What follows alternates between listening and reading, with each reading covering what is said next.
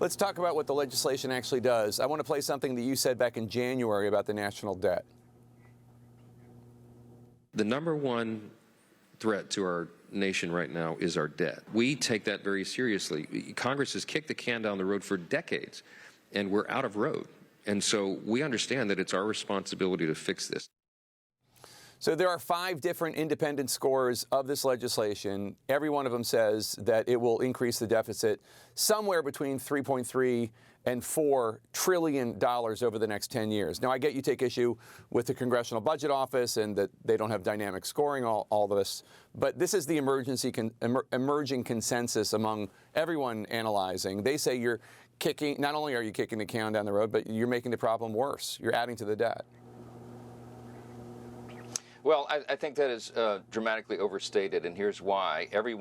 Those same groups can objectively see and acknowledge that this is the largest cut in spending in at least 30 years and arguably of all time. We're cutting over $1.5 trillion in federal spending while we check all the boxes and bring about a pro-growth economy. And the CBO has been panned because, as you said, they don't do dynamic scoring. What that means is they don't account for the growth that will be fostered by all the policies that are in this big piece of legislation. This is not theoretical, Jake. Just remember the last Trump administration. After the first 2 years, we brought about the greatest economy in the history of the world, not just the U.S. The growth was off the charts. It was an average of about 3% of growth in GDP. Why? Because we cut taxes and we cut regulations. We're doing the same thing this time around, but on steroids. This is a much larger package, a much more robust package with all these features that will really get the economy going, because wages will rise, job creators, entrepreneurs, risk takers will have more ability to expand their businesses.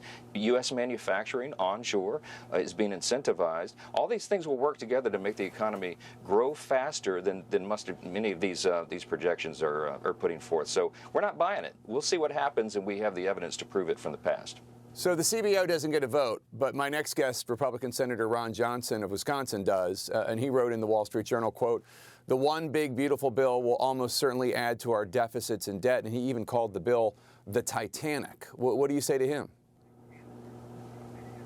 Look, I love Ron Johnson. He's a dear friend, and he and I agree on our philosophy. We're limited government conservatives. We want to limit the size and scope of the government and make it work more efficiently and effectively. My response to him, and we've spoken about this over recent months, is that we're doing the best we can with the vote numbers that we have. In other words, we've got to turn this aircraft carrier. You don't turn an aircraft carrier on a dime. It takes a mile of open ocean to do it. And it took us decades to get in this financial situation. We can't just flip a switch and get out of it overnight. One of the people that my friend Ron Johnson really respects is Russ Vought, who directs the Office of Management and Budget. And Russ is a big champion for this piece of legislation. He calls it historic. And he's a fiscal hawk, and so am I. So we're doing as much as we can. And I just encourage Ron to remember, you know, in the House, we have 220 Republicans, a wide range of perspectives and a wide range of districts represented. And I've got to get to 217 votes to get this thing over the line. So as much as we can in as big increment as we can, I think we've achieved that here. And I just want them to remember that we got to deal within the realm of what's possible.